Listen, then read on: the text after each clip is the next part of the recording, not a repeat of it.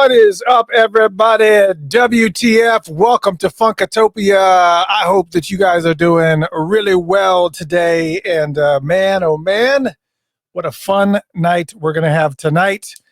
Ladies and gentlemen, tonight we welcome super funk keyboardist and producer with a long list of credits, who is one of the founders of Watermelon Funk. But before I do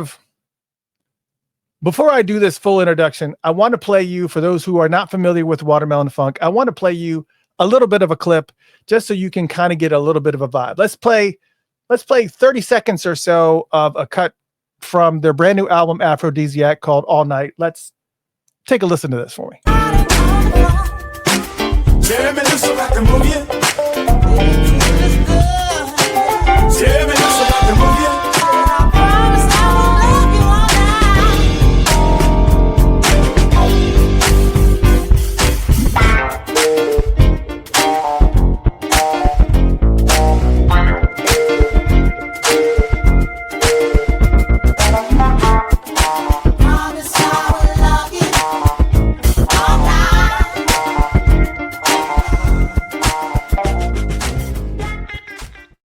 Oh, I'm going to get hit with the music copyright, but that's okay because it's worth it because you got to hear it. You got to hear it. And it's okay because I got the writer on here and I can say, no, it's okay. I have permission to play that and then all will be well. But tonight, super funk keyboardist and producer, again, that has a long list of credits, including working with and writing for and sharing stages with Eric Krasno, Talib Kweli, Robert Randolph, Walter Beasley, Steve Miller. I mean, this list keeps on going on and on and on, including a Grammy nomination for his work with Chris Stone, Kingfish, Ingram for Best Contemporary Blues Album. Ladies and gentlemen, please welcome the incomparable Deshawn D-Vibes Alexander right here, right now. Give it up. Oh, yeah, y'all. What's up, my man? What's up, man? I'm so glad to be here. Man, look at the shirt. Look at the shirt. Oh, you know, man, have to represent, you know. Have to represent. Oh, man. It's good to have you on. So how you feeling? You're looking good, man. It's just you're looking like you're living the life and just living the dream, man. Yeah, I'm feeling really good. You know, God is good. Life is amazing. Music is super, super funky. So, oh man, you know, it's all good and all in the one. You know, yeah, I'm so excited. You know. And I mean, you're blessed to be able to have that type of, you know, the talent that you do. For those who have not been following Watermelon Funk like I have for the past few years, I mean, ever since your first album. And actually, Garrett Scheider actually said, check this out. I was like, oh, okay, this is amazing. And I was hooked right there. But let me ask you this. When did you start playing keyboards? What was your, just tell me a little bit about your history as far as like your parents and involved. Were your parents musicians?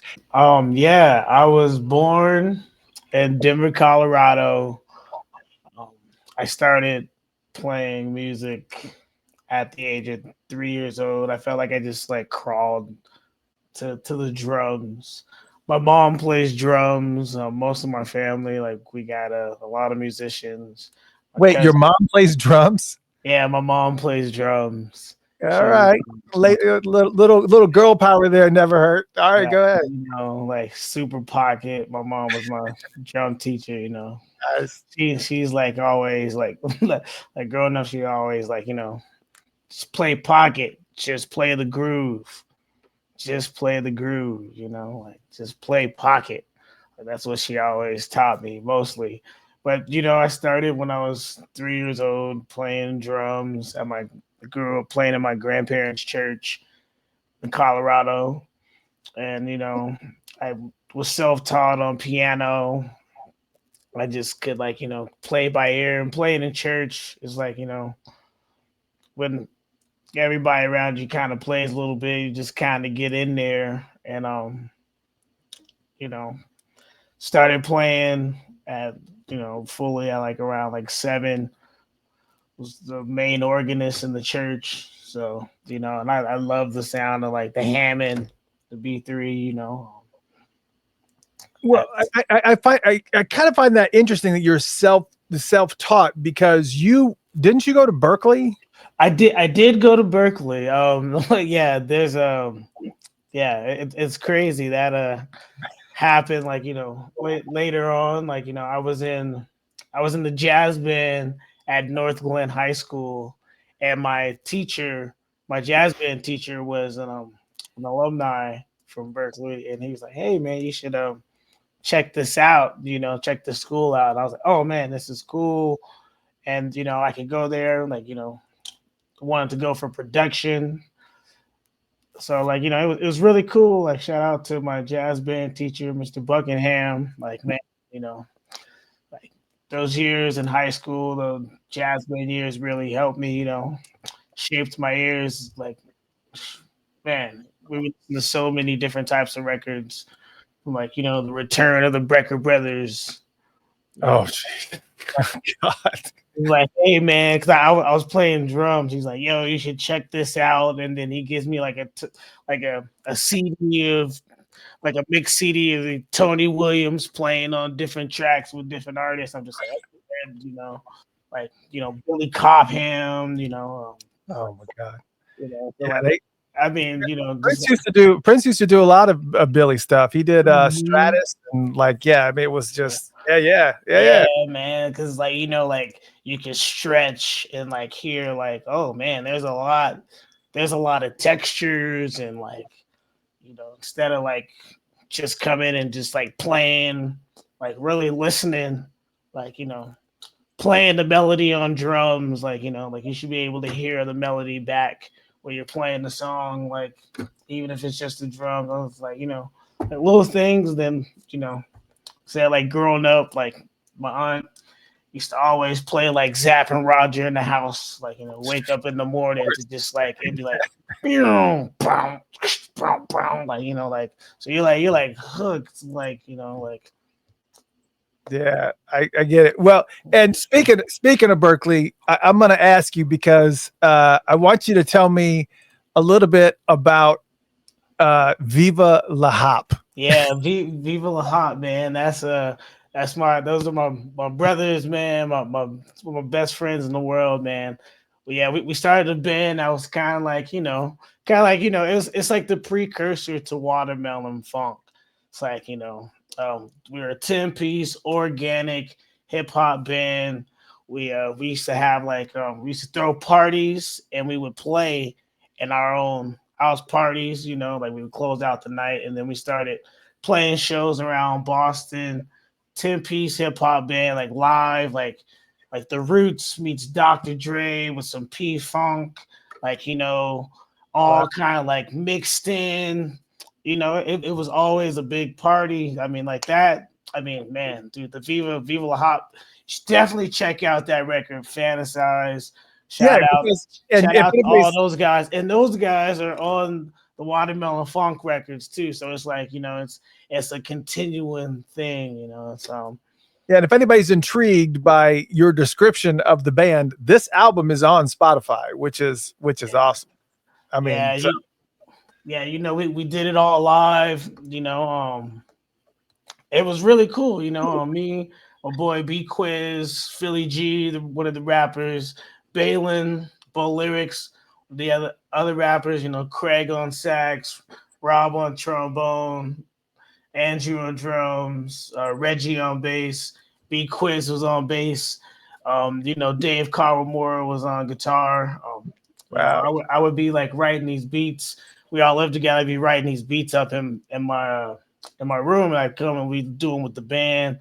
And like, we got the album going, Fantasize. Like, we did that all in house. So, and it's a dope album, a really, really, really dope album. Really, really dope album. It is. It's really super funky, which always amazes me when I like hear like some of these albums like Viva La Hop, where it's like, why didn't this hit like it should have hit? you know. And we were starting to make like really good moves up in the East Coast in Boston. We were opening up for like Pete Rock and CL Smooth. We were opening up for like Black Alicious. Oh man, Black Alicious. Yeah, you know, the Gift of Gab. You know, it was Oh really, yeah, man. it was really cool. Wow. Like, you know, we got to play like the Freedom Rally where we opened up. It was like Redman, Method Man, and like it was like, you know, we played like, you know, down in Georgia, opened up for like a Kill from Jurassic 5. You know, played in Asheville, North Carolina. So like we were really getting some steam, but like, you know, like we were coming out of like college then, like, you know, then I was like, you know, we were doing that. And that's like when I was with that band, that's kind of, we played this gig in Providence, Rhode Island at the Spot Underground, where they were like, yo, they got hit up to open up for the Sons of Funk, which was, you know, Rico and Garrett. And that's like, you know, it was like a more broke down version of the band at that show. It was just me, the drummer, and the MCs. And I was playing key bass and keys. And, you know, that was like the first time I got like connected with Garrett and Rico and Donna Sneed. And, you know, I mean, yeah, Viva La Hop, you know, that was, you know, and when I was at Berkeley, that's what we were doing. And, you know, Really cool. We still got like a lot of music that, you know, will probably still come out soon, you know, like we were really pushing it. Yeah. We had a lot of good dope times, you know, playing up at, you know, we did some shows in Brooklyn at the Brooklyn Bowl, and, you know, yeah, then like when I was in that's when, you know, Eric Krasno hit me up. I was Love like, Krasno. you know, I was like, oh man, I got my band, but I wanted to play with Kras too. And I was trying to like do both. And, you know, like, you know, everybody in Viva like started going on like individually. They all started going on tour with different artists as well. You know, Dave started touring. Craig Hill started like touring with his band Freelance and other artists. So everybody was like doing a thing, you know. And then, you know, I was on the road with Kras for a while doing the Eric Krasno band, you know, playing, go, you know, getting around. And we were still doing some Viva La Hop shows during then too.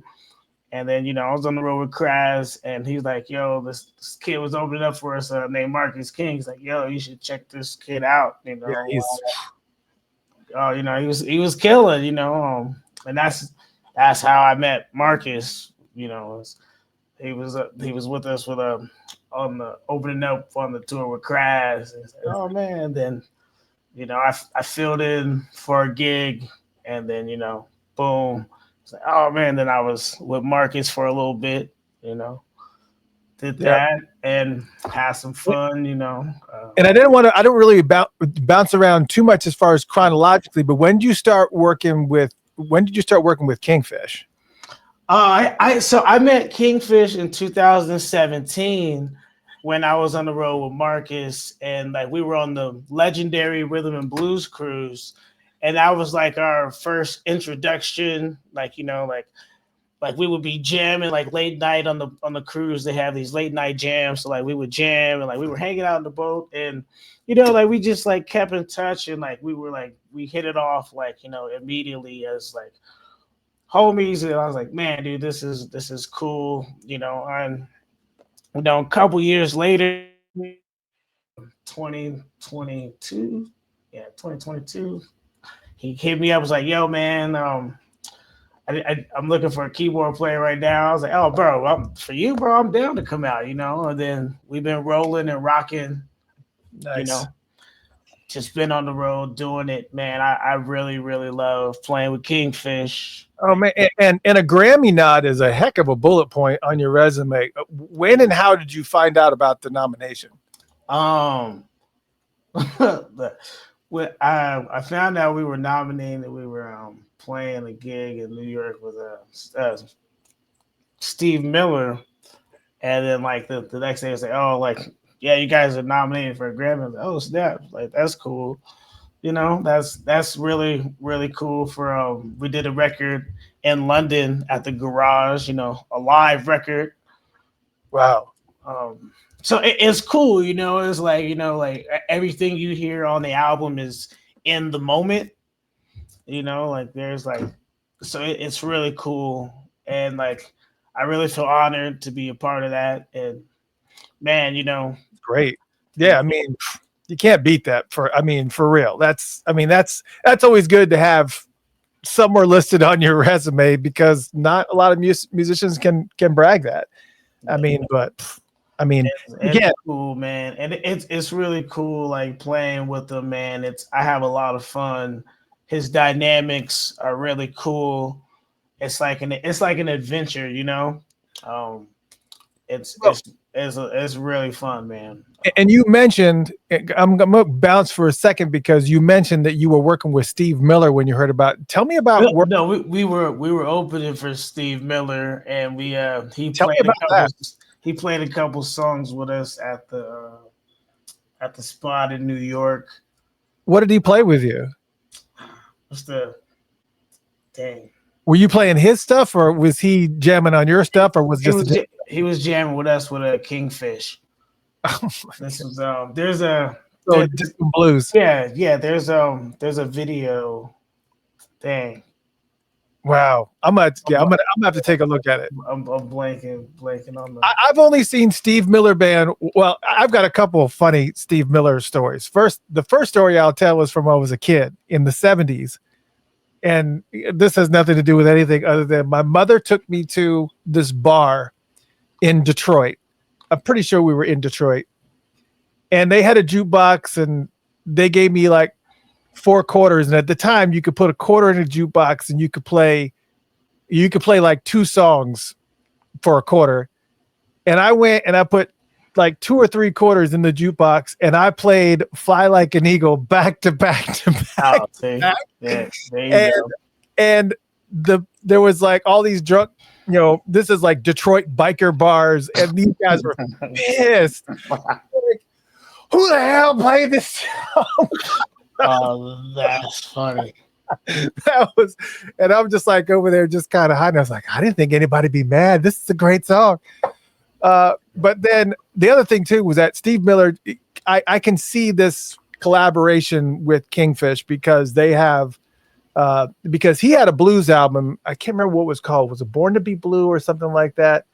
And I went to go see him. It was the only time I saw him live, and it was in Atlanta. And he played his entire blues album that nobody knew at the time for the first 45 minutes or an hour of the show. And this was at the Fox Theater in Atlanta, and people were leaving. Like half of the place left. And then after that was done, he then broke into like an hour and a half of all of his hits, like everything, Jet Airliner, Fly, like the whole thing. Yeah. So everybody that left was like, oh man, you guys just totally missed it. So yeah, hats off and kudos to you for being able to sit in there with, have Steve Miller playing with you. Cause that guy is, yeah, man, what an honor, man. And a really nice guy too, man. You're blessed. You are blessed. And I don't want to go out of order, but I don't know where this fits at all. But tell me what a Wang Dang Doodle Award is. Yeah, I got it. Yeah, the Wang Dang Doodle Award. I got it. Oh, you got it. I got it. Let me make you bigger. Just show that again. Hold on a second. Wang Dang Doodle. So on the legendary blues cruise, it's the music goes all night long. So like I'm jamming all day, and then I'm jamming all night. So it's you get the all night long. Who's been up the least sleep? I got the least sleep award. I was up the whole time jamming. I have yet to do one of those jam cruises, but I look at the schedule and I'm like, how the heck, if you don't want to miss anything, this is not possible. How do you sleep? Because literally there's only like about 2 or 3 hours in there. There's nobody. Probably a little nap zones. It's ridiculous though. It's just ridiculous. So what is the Wang Dang Doodle Award is an award for the person that has been the most. I had the least sleep on the cruise. I was up. I held it down. And at every gym, I was there going in. So you know, shout out to the Blues Cruise. So much fun, man. That sounds like a blast. It Right. is. I want to get the background story on probably one of my favorite singers around that's still with us, Bilal. I found this photo of you and Bilal. Tell me about where this is and how Oh you. yeah, that was in New York, man. Yeah, my boy Joe Blacks plays drums with him, so I went to go see my boy Joe Blacks, who's on the first Watermelon Funk record on drums on Wooberry. He plays drums with Bilal. I got to say what's up to him, and shout out the Funk. See the Baltimore Funk Foundation shirt on, representing always on the one. Oh yeah, absolutely. And since we're here, since we're looking at photos, I know he's played on your album also, but a good friend of mine, Norwood Fisher. Oh yeah, man, Norwood, dude. That was just at he came to Denver. I had a super birthday throwdown at the Club Cervantes. Had Norwood Fisher on bass, had Kingfish, had Garrett on guitar, had Benzel on drums. We had Citrus on guitar, had B Quiz on guitar.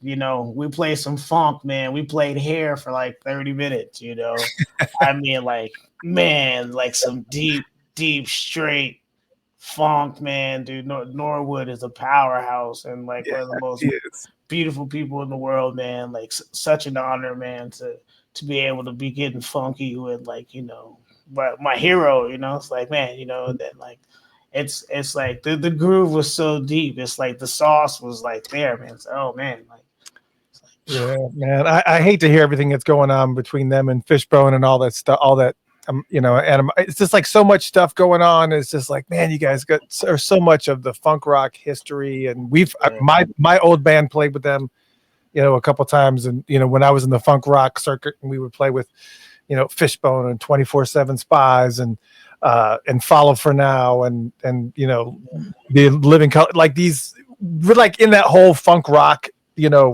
family, so it's kind of like hard to kind of watch some of these bands kind of dissolve over time, but Fishbone has always stood the test of time, so I was kind of really surprised by everything that's going on with him, but I'm glad that he's still out there playing music and that he's doing his thing, man. I mean, Angelo's still doing their thing too, so it's still great. Yeah, well, and I got to ask you about why you're on this album, Brooks and Dunn. Oh yeah, man. That's what Kingfish, So it's a remix of a hardworking man.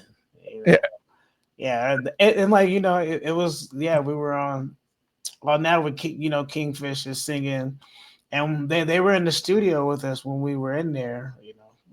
They was like, yo, you guys do your thing. And for that record, they got like a bunch of different artists on there, and like they want a cast to come in and kind of do their own take on their songs, and like we vibed out. It was cool, man. What an honor. So did they come? So the Brooks and Dunn come to you guys, or do they just kind of say, hey, we want Kingfish to cover this? So they just kind of just pick the band they want to do it, or was this? Man, I was like, yo, I was just showed up for the game. I just showed up, I don't blame you, man. I get it. I totally get it. So really glad and honored to be a part of that. And I think it's cool. Really cool, man. I like seeing these the symbiotic things, the meshing of different genres of music. I mean, I guess the meshing of country and hip hop has kind of always been there, but we haven't really gotten like a lot of other weird combinations, like doing more funk into the mix. So I feel like some country is kind of funky. Like I feel like bluegrass is kind of funky. It's like the pocket, something of it. I'm not really big on like listening to country a lot, but I'll tell you this: if it's a good song, I'll like it and I'll listen to it again. It's like there's so much great music there. Yeah, you know that there's so much great music out there, and there's yes. you could be surprised by like something or an artist that you may not think that you may not like all the songs, but there might be one or two out there that you're like, hey, I kind of do like this, or I can dig this, or I can feel this type of vibe. So that's the beautiful thing about the music. Yeah. So, I'm honored to be a part of that, and glad, So like again, with Kingfish, he's amazing, trailblazing, and yeah, so I mean, and this question wasn't even on my list, but it kind of came out of the blue when you were saying that. What is like a band that you listen to that maybe you listen to maybe a little bit more than others that people would not expect that you would be into? Oh. Did Brooks and Dunn inspire you to maybe listen to a little bit more country, or is there anything like that's in the mix that you're kind of like, no, wow, I like this? no.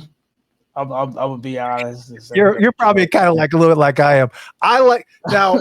Obviously, with me being born in '68, I grew up through the '70s, so I have a history with classic rock, and I came up through the '80s with the whole new wave movement and Prince. But funk was always there for me in the '70s, and then of course when funk got its different face in the '80s, I was in it, and then funk disappeared in the '90s. And the only really kind of taste of funk that you would get in the '90s was more like Arrested Development and the different types of the Dr. Dre and the Snoop. Right. I mean, the funk was there. It just wasn't different face. It wasn't where hitting like the way we love the funk, which is like letting that groove sit for a minute. Yeah, I mean, and what they did with it was tight. Like I'm definitely super inspired by the Snoop Dogg, Dog Pound, and I mean, Dre, the huge funk, beats. That West Coast funk has, as far as like the West Coast hip hop, has more of that, has more of the regular standard funk elements that we kind of embrace. Being from the the P Funk realm, it's kind of like they really kind of embrace that bottom end and that kind of groove, like you said, it just kind of like your mother was saying, that just sits in the pocket and stays there and just kind of keeps on moving and kind of rumbling and bringing it to a boil. Which I will say, I want to talk. I obviously definitely want to. For those just joining us, we have with us Deshawn, Vibes Alexander from Watermelon Funk in the house. For those listening via audio, if you happen to tap in on Spotify or tap in on iHeartRadio and you're like, what am I listening to? We've listened to Vibes from Watermelon Funk. And I want to talk a little bit about the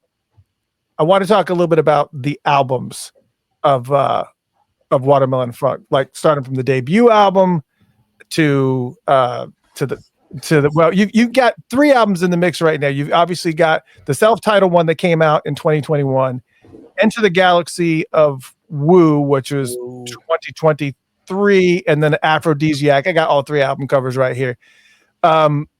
Tell me a little bit now. First off, shout out to Curtis Wilcox, who did all 3 of the album art. I was just going to ask you about the album art. To kind of, I mean, the first 2 albums seem like they could have been the same. They could have been the same photo, just or the same big image, just kind of split a little bit. They kind of have that same black background to it, where it could be meshed somehow. But yeah, tell me a little bit about the artwork and how you got tied up with. You said Curtis. What was his last name? Curtis Wilcox. Yeah, tell me about this, artwork and his vision for this. And he's so creative. I hit him up. I'm like, I'm kind of thinking like something space funky, and then he sends me. He does it all by hand, and he sends me like a little picture. I was like, he's a genius. I can do things musically, but like artistically with a pen like that, I take no credit and I give it all to him, because I can say like, oh yeah, this is kind of like what I want to go for, but he can put it to like bring it to life more than I can even, put the Yeah, words. Every time I get it back, I'm just like, yeah, that's that, that's it. I mean, that's if I could say like, what like how does your music look? It looks like this, and and that's what it sounds like. And I mean, like, you know, I mean, it's got it again. Like I've said a few times, it's got that P-Funk DNA. It's just yeah. the reality of it. Now, so let's start on the left with debut album, and again, Into the Galaxy of Woos, and one in the middle, and then the latest album is far on the far right, which is Aphrodisiac. Um, has the band pretty much? I mean, I know you had some guest appearances here and there, but tell me about the band starting from the left, as far as who's on it and how things have maybe changed over the years to where we are now with Aphrodisiac, band member wise. It's pretty much the same band. Just the albums are like, the concepts are like a little bit different. So like maybe the track selecting for the albums premiere different songs. But like, it's the band has been building since the first album. And as saying before, it's still like, a continuance like of like, of like Viva La Hop, but like, just on the straight funk side, like well on this last album here, it's got that hip hop element back in there. But with the first album, it's like, me and B Quiz, shout out to my man Bryce B Quiz, me and him produced and we did the whole record. We did all three records together. And we started the first album during the pandemic. We really just started, every day going back and forth, sending songs. Like we had songs that we had recorded before the pandemic. And, we like during that time really kind of honed in on like, okay, we have a lot here that we can really Yeah. work with. And for those that don't know, it's yourself on keyboards, B Quiz he does guitar. He also does some other stuff. He's a multi-instrumentalist, but he does primarily guitar. Who else, for those who don't know, who's the rest of the band that you kind of comes in? And because you have some pieces that kind of come in here and there that kind of fill in some things, like Garrett Scheider. Yeah. Kevin Goins. Mm-hmm. Kevin Goins is a big part of the first record. His brother was Glenn Goins, and his band was the band Quasar. He was also in Space Cadet and General Kane. Kev was on guitar and vocals throughout the album. Super legend. I met Kev at the Toast to the Boogie. Shout out to Donna Sneed, which she had me come be a part of. And as like like by the grace of God, like we just hit it off like immediately. And like the vibe was initially just like family off like the first hello, and and when it came to the music, it just locked right in. Kev is so inspiring, like so inspiring, to like watch him in the studio sing like 5 different harmonies. I mean, these guys are like some of the funkiest stuff you've ever seen on guitar. I'm just like, man, like I feel so blessed and honored, and I just try to soak it up like a sponge, because it's really important to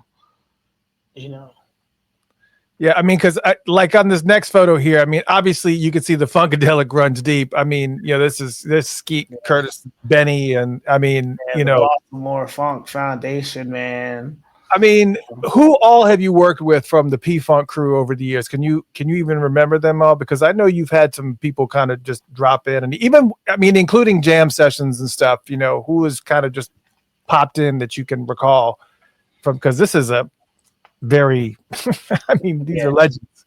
Yeah, man, it's you know, I'm a super P-Funk head, super P-Funk fan, you know. Yeah. Like, you know, when I was at Berkeley, George got his honorary doctorate Right. of the funk, and Berkeley had me play a private reception. They had closed off the library, and you know, I played for like 3 hours for George, and like he had like some of the band was with him. That's when I met Benzel. This is 2012. Foley was on bass with them, traveling with them then, and you know, me and Benzel hung out. Like again, like it was like family at like first sight. Like we just like linked and like That's jammed, hung for hours. You know, shout out to Benzel Baltimore.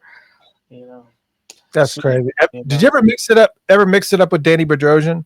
Yeah, man. I know Danny, man. He's awesome, man. He's amazing. Yeah, amazing keyboard player. Super funky. Yeah, man. I mean, you know, some of these guys, like, you know, what you guys doing with Watermelon Funk, what Danny Bedrosian's doing with Secret Army, and of course all his work with Parliament Funkadelic. And I mean, it's just I love that, and what Garrett's doing too, because Garrett has his little side projects, and he seems to be all over the place, and he's just, you know, I love the fact that, you know, even though that we're, you know, George been saying for years that this is the last tour, and then he's back again. He's like, I'm not doing it anymore. It's the final show, and then he's back again. So eventually, that will, unfortunately, he will end up retiring. And but I love the fact that you guys continue to kind of keep this ball rolling. And I got to say, you know, I was like looking at, I see some of the stuff in your background here, but here's another photo of kind of like, this is, I guess is this your home studio here? Is this yeah. what look?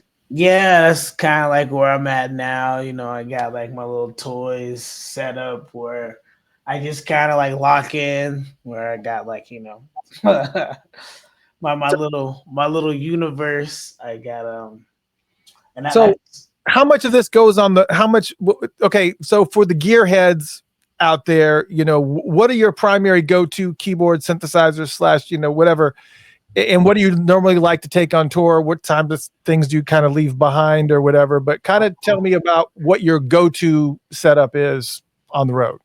On the road, my go-to setup, what I love is like, you know, Hammond, you know, clav, and you know, a keyboard, maybe, you know, like a Korg Triton or a Nord or Motif.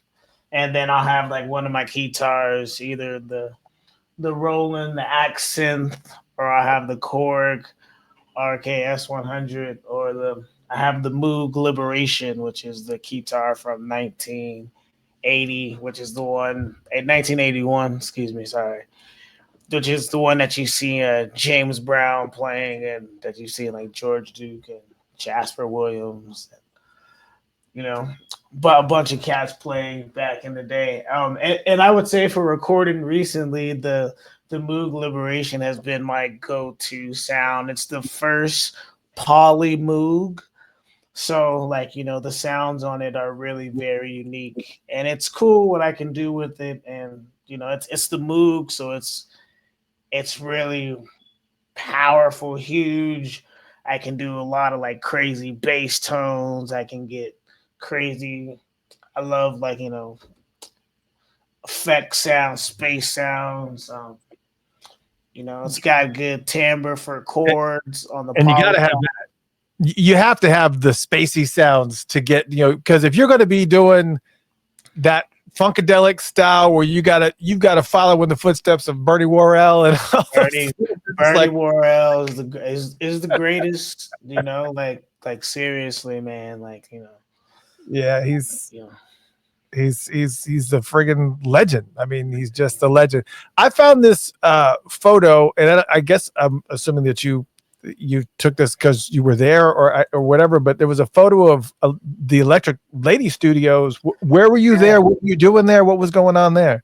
Oh yeah. So for that, I was working on a commercial for MasterCard. We were doing a recording of a change. A change is gonna come, and that's an old board. Yeah, man, I was like so hyped. It was like they're like, I was working. I got hired by this company called We Are Walker. I've done a couple commercials with them. We did another one for Nike. But for this one, they were like, "Yo, we want you to come. We need some funky keyboards." And I'm like, and we're recording at Electric Lady. I was like, oh snaps! I'm like looking at my phone, like, oh, is this real right now? Like, so, the history of that studio right there. Yeah, I mean, it's so cool. And you go in there, and it's got all like, it's the aura in there is like you can feel it when you walk in the room. It's like I'm like, oh man, I want to go in here, which I will do soon. It's like it's still like they got Stevie Wonder's keyboards are in there, which it's ridiculous. It's like, Stevie Wonder recorded a lot of his albums at Electric Lady. Jimi Hendrix, David Bowie. That's Jimmy's studio, so like they still have his amps, and D'Angelo recorded in there. Kanye's recorded in there. Yeah. Some of the Beatles. I mean, it's Taylor Swift is recorded in the studios. This is ridiculous. Yeah, man. So I was like really honored to do that, and it was cool. Like it was for a commercial. So like at first I was like jamming, and then like they come in with all the cameras, and it's like kind of like wow, that's amazing. a little crazy. It's like, oh man, cool though. I mean, you already have. I mean, you already have. I don't know how old you are right now, and you don't have to divulge, but you have already got like a bunch of envious people that you've worked with, and opportunities that have been presented to you. I mean, you're definitely truly blessed in that regard. And on top of that, you're killing it. I mean, the music that's coming out is just amazing.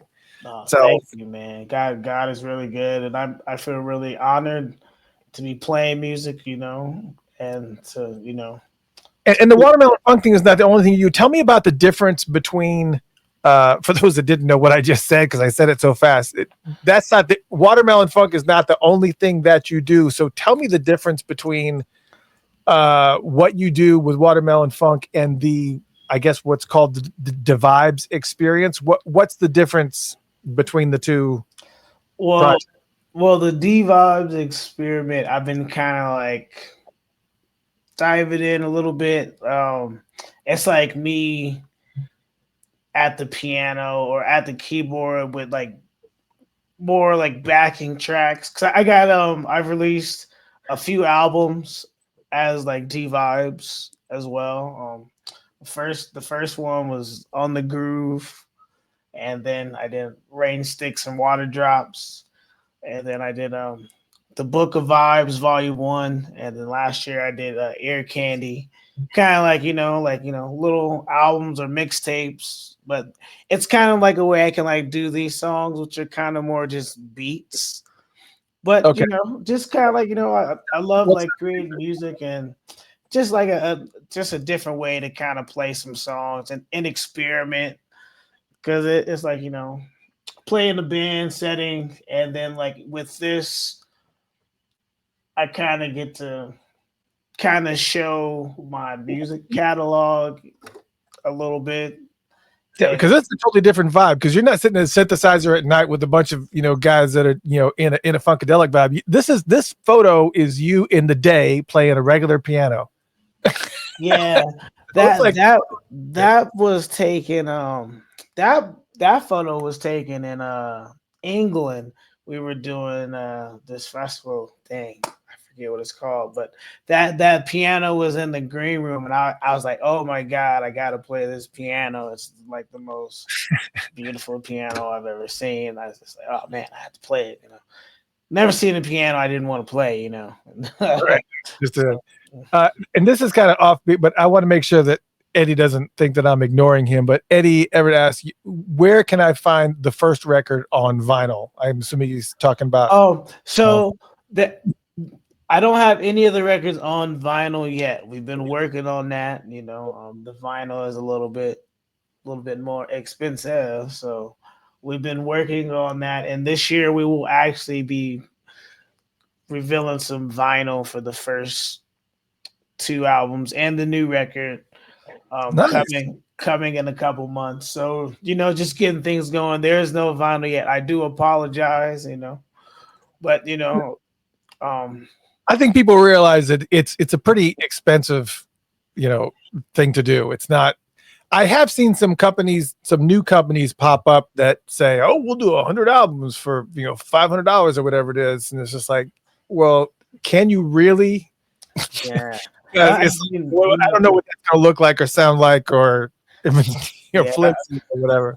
I want to make sure I give you guys quality, and I want to make sure that we have quality. And because when you put it on vinyl, I personally take my vinyl records to heart. I listen to my records. I still go to the record store when I'm on tour. I in different cities and different countries. I'm like, yo, where's the record shop at? So I can find some music, find something, I love records. So it's coming soon, That's gonna be amazing. Yeah. And again, let's talk about, because this is the primary reason why we're not the primary reason. Obviously, the main reason I wanted you have you on is kind of give you your flowers and talk about how amazing Watermelon Funk is.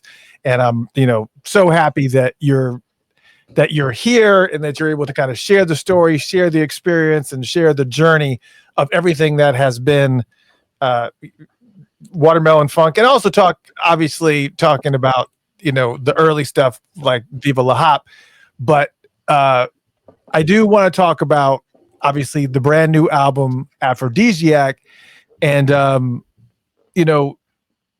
obviously you said it's the same. The band wise is still the same exact setup as it was before. Yeah, but just adding more. No, lost you just for a second. Still there? Is Joe Blacks, Craig Hill, Kev. Go ahead and start that. You dropped out for a second, so go ahead and start that lineup. Can you hear me now? Yeah, I can hear you. On the first album, it was me, B Quiz, Craig Hill, Joe Blacks, Rob Cron. We had Norwood. We had Kevin Goins. Benny Bloom also featured on the first record as well. Jeffrey Lockhart. Shout out to Jeff Lockhart, my mentor, one of my favorite guitar players, man. The funk guru, Jeffrey Lockhart. And then the second album we had we added Brittany Beckett from New Jersey, New York, who adds a nice flair and energy to the stage and our writing and production. And we had Garrett come in and do Funk and Vibe, and Benzel. I'm sorry, Benzel on the first album as well on Chronic. Sorry, No. I just I never want to forget anybody, and And so now here we are in Aphrodisiac. You still got Quiz, you still got yourself, still got Garrett Scheider. Mm-hmm. We got Brittany. We got Lady Chi. We got Nate Turley and Irene Blackman. And we got Philly G for Viva La Hop on this, and Terminology, who's a rapper in New York. Yeah. And just so you guys know, if you showed up late and you didn't get it at the top of the thing, I'm going to replay that little 36-second clip from the song called All Night from this album. So if you missed it, I'm going to play this little clip again. Hold on a second. Check this out.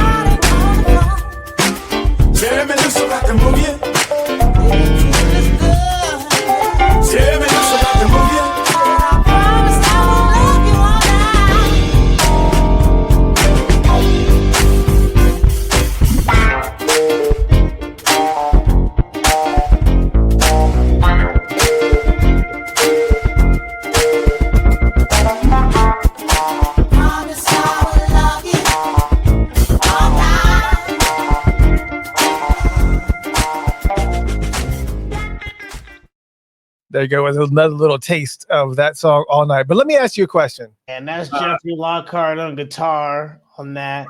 Nice. And that's Irene Blackman on vocals and Nate Turley on vocals on that. Well, I got to ask you a question.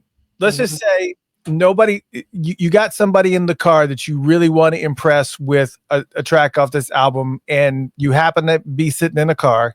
You've only got like a 5-minute ride to get to your destination. Which song are you picking off of this album to play for this person to kind of get them looped in? Ooh, that's a hard one. I mean, they're all my favorite. I mean, you know, so I mean, I would just, you know, Funkalicious. It's at the top. That's a good one. It comes right in. You got, you know, Garrett coming in. He's rapping. It's coming in strong. Yeah, I like that one. It's like a good grabber right there. I think the reason why I picked All Night was because it had those funk elements, but it also had like a little taste of the jazz elements, and some of the changes were really interesting, and you had those really nice smooth back. I just kind of wanted to give somebody like a little taste of little samplings of everything that this album has to offer. Oh yeah, man. I love All Night with that track, man. That one was one of my favorites because shout out to my boy Michael Butler in Boston. I recorded that song at his spot. It was you know, me and Jeffrey Lockhart were in there. I'm like, hey man, we're gonna, like, you know, start from scratch, and we just start jamming. And then, like, you know, it just came out. Boom, you know, like that was just, you know, just 1-2. We were just locked in. Man, yeah. So from beating him, I did key bass and keys, and he was on guitar. We just did it like a little take with the click track, and then I went back over and played drums, and then when we was in New York, was in the studio with Irene and Nate. And then Nate was like, you know, we played the track. He was like, man, put me in. And just like immediately just got in the booth and was just like, boom.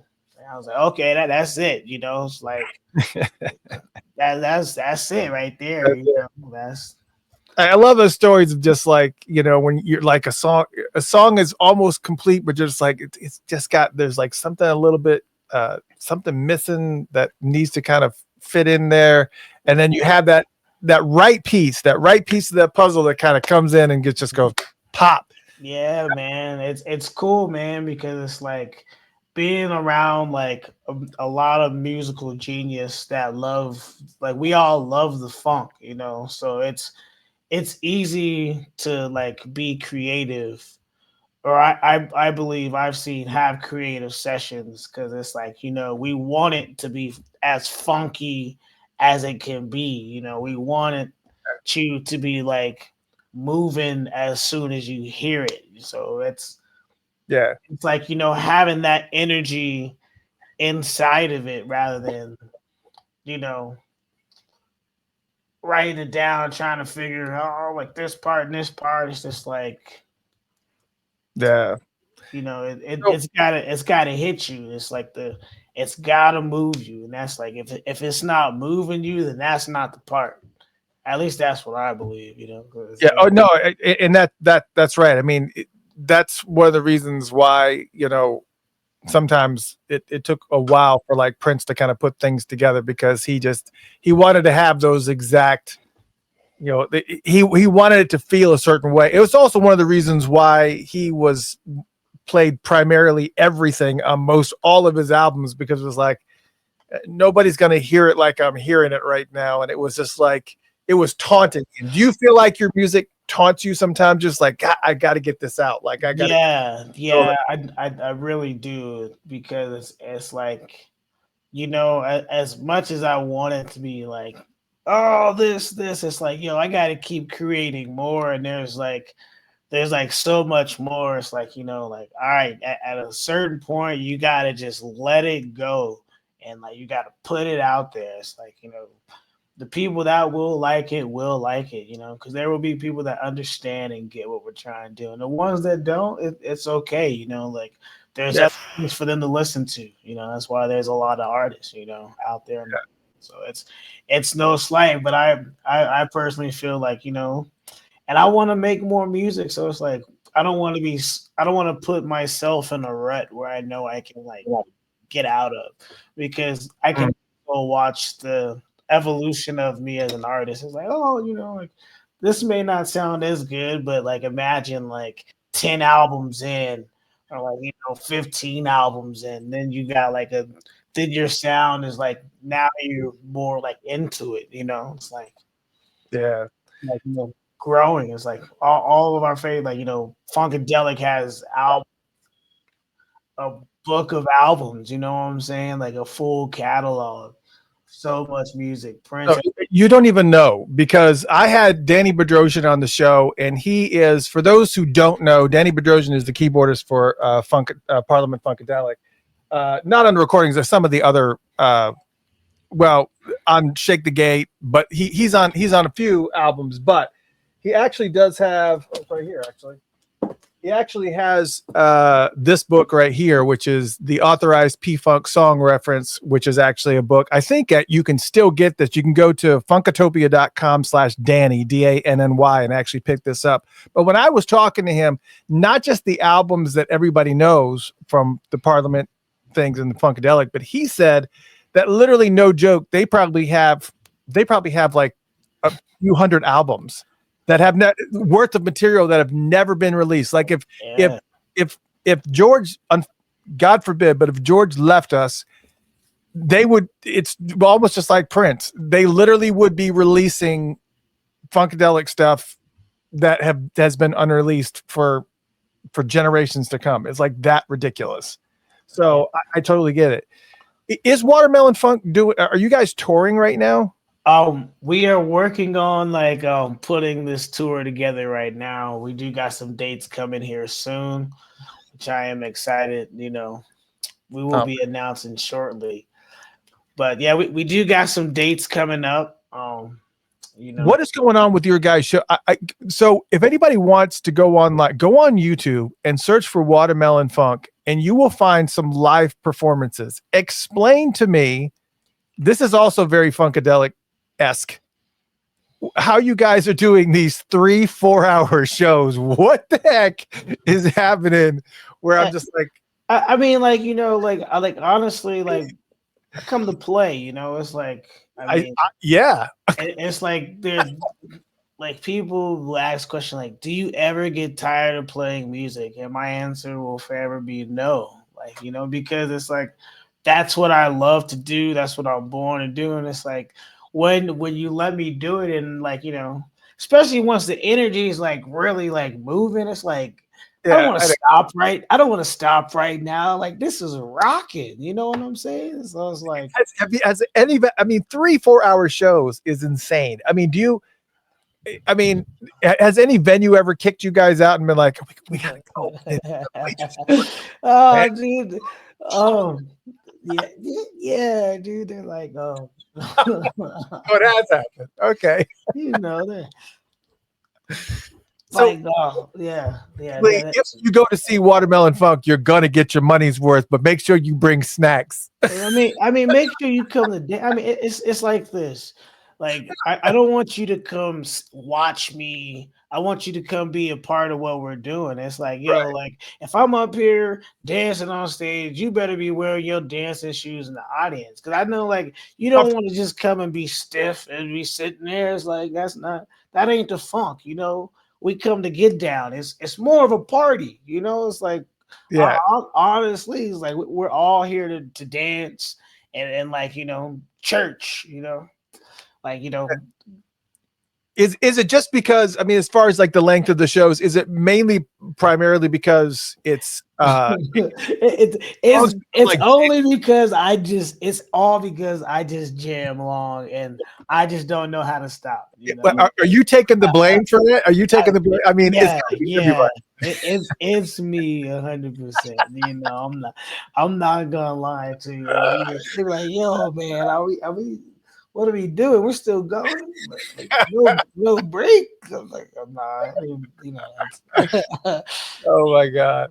Oh Well, yeah, you know, I'll be so having so much fun, you know. But where is the best place for people to find information about when you guys do get this tour list together? First off, make sure that you either come through Atlanta or oh also, yeah, or I know you guys, Funk always tends to go through Charlotte. So make sure you hit Charlotte, obviously. yeah, and then 'Cause Asheville, that's a yeah, drive. I mean, that's a drive I can do. yeah. Uh, I did a watermelon funk show in Atlanta at Aisle 5. that was a cool club. Yeah, I had Mike P on guitar um, Okay. from Atlanta. Yeah. All right. Well, I see. So but if people want to know when you guys do get this tour Oh together, yeah, you know you can where do find we go? this on you know on Facebook, on Instagram. Just add watermelon funk, you know, and you can like message us directly, you know.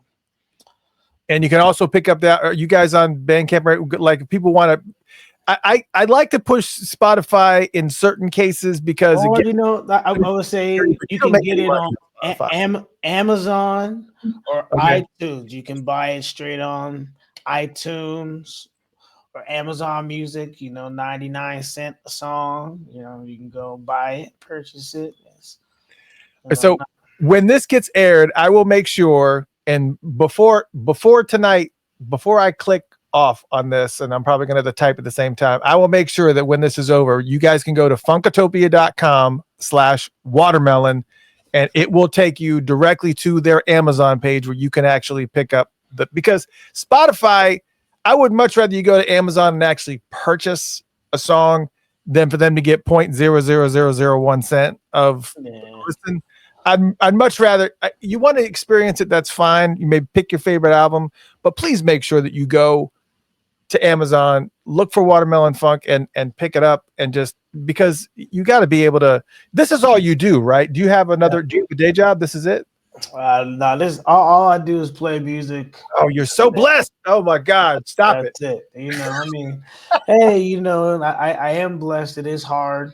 It's hard work. You know, it's it's you know a day off. It's not like a paid day off. It's just a day. You got to figure out what to do. So you gotta. I would tell anybody that want to do this, you just gotta remember that each day is like investing in yourself and investing your time into your practice, into your craft. It does pay off. You know, it takes time. You just gotta hustle and just stay consistent to your hustle. You know, it is hard. It's hard, you know, but you know, nothing is gonna be easy. So, you know, What are some exciting things that's coming up for Watermelon Funk that you would like people to know about? Like what's like something that's right around the corner that may be already on the books or planned, if anything. oh well the show announcements we're finishing up the final details, but it's looking like we'll have some shows in New York at the end of February. So, you know, Where in New York? stay tuned. It's looking like I don't want to like you know put it, but in a couple of days, we'll after we get everything confirmed, Okay. you know, I I don't want to like put the precursor out there. And I got it. you know. I understand. So, but yeah, You it's looking like it's 99% like we're gonna do it. Just waiting on confirmation from the club. It's so looking like at the end of February we're gonna do some stuff, and in an early March we're gonna do some stuff in the DC area and Virginia. So we're just kind of getting everything going, and soon we'll have like everything announced. Just get everything locked in. Nice. The top of the year, so like but we got a couple music videos that'll be dropping soon. Excited about that. Very cool. Very cool. All right. And the new album. I know we just gave you this album, but the next album it's almost finished. So man, that's incredible. Well, let me just say, just to kind of give you an idea of how efficient I am, it's up. Funkatopia.com/watermelon. Just Funkatopia.com/watermelon will take you directly to their Amazon page, and you can look at the albums, you can hear them, you can purchase the singles. Already got it set up before we even got off the air. So again, Funkatopia.com/watermelon. Go and you can check out all the albums. Man, let me just say, it's so cool to have you on here. Been a fan of the stuff that I've heard from you. I'm glad that you ended up on my radar, and big shout out and flowers to my good friend Garrett Scheider, who obviously is the son of Scheider from the original Parliament, with AKA Diaper Man, hand-me-down diapers, Garrett Scheider. And he is just he's a legend, and he was just like, you got to listen to this, and he was right, and I'm glad, because I'm a huge fan, and congratulations once again, because yet again you guys landed on Funkatopia's 20 best funk albums of 2024.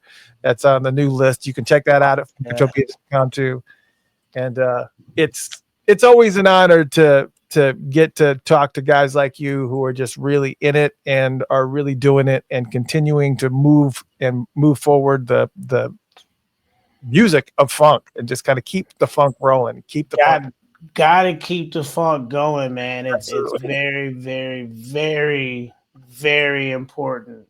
It's important to the history of music. It's important to the culture. It's important to the world, so. Oh yeah, I think so. The funk ain't gonna never stop. We can tell you that, Not at all, man. So make sure you guys head to Funkatopia.com/watermelon to check out all the music. You can also go to Spotify if you want to. If you're more comfortable in that arena, that's fine. But if you do choose that you really want to pick it up and really support them so that they can kind of keep their ministry of funk going, please make sure that you head to that Amazon page. And pick it up so that they can, continue funding the funk, because, funk funding is important to our civilization. Yes. Fun with a K. That's right. Fun with a D. Yeah. Fund funk, Yeah, funk. There you go. And then it'll be more fun, but the funk will always be fun, Maybe we need to start a website, fundthefunk.com or something like that. I like the sound of that, Yeah, there you go. I like it too. Ladies and gentlemen, give it up for the one, the only Deshawn D-Vibes Alexander from Watermelon Funk. I appreciate you coming on, man. Thank you so much. Thank you, man. Like I said, it's such an honor to be here. It's such an honor to talk to you. Thank you so much for taking the time to check out the records. It's lengthy record. Shout out again to my band members, to my brothers and sisters, for you can get some shout outs. We're here.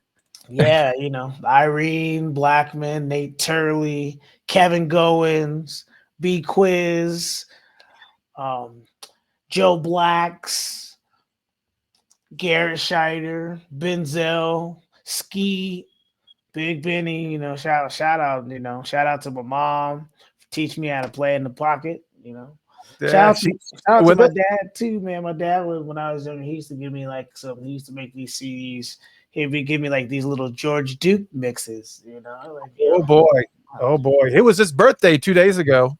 Yeah, it was, and I proudly rock the Dookie stick, the guitar, You have to. That's part of the curriculum, sir. It is. A lot of people are like, oh man, like I love playing guitar. It's my favorite. I don't think I've seen any pictures of you holding one. Maybe holding one, but I need to catch a show. I need to catch you guys live. So please keep us up to date on these tour dates, and please let me know directly so that I can share that information so that we can come out and hit some of these shows, man. All about it. I will, man. It's gonna be super funky. It's gonna be a funky year, The Aphrodisiac tour is coming soon, Oh man, I'm looking forward. Well, ladies and gentlemen, give it up for the one and only D Vibes, man. Thank you for hanging out with us. And if you miss any part of this interview, you can tune in probably later on tonight, but definitely tomorrow. You can check it out on Spotify, iHeartRadio, Apple Music, Odyssey, wherever you listen, SoundCloud, wherever you listen to your podcast, you will be able to hear this interview in its entirety. Once again, thank you so much, D Vibes, for coming and hanging out with us. And thank you. Make sure you head to all their spots. Just look for Watermelon Funk online. You'll find them on Instagram at Watermelon Funk. You'll find them on Facebook and everything else, and they're all there, man. And it's you guys are fantastic. New album is called Aphrodisiac, and you need to check it out. It's on Funkatopia's 20 Best Funk Albums of 2024, and rightfully so. Ladies and gentlemen, once again, the one and only D Vibes in the house, man. Yeah. On the one, baby. All right, brother. Thank you so much for hanging out. And again, if you guys missed any of it, just head to your podcast place and you can check it out. Thank you so much, sir. Appreciate it. I appreciate you too, man. And on the one. On the one, brother. We'll talk to you soon. Thank you so much for tuning in. Hope you guys had a good time. I am your host, Mr. Christopher, and we will see you soon.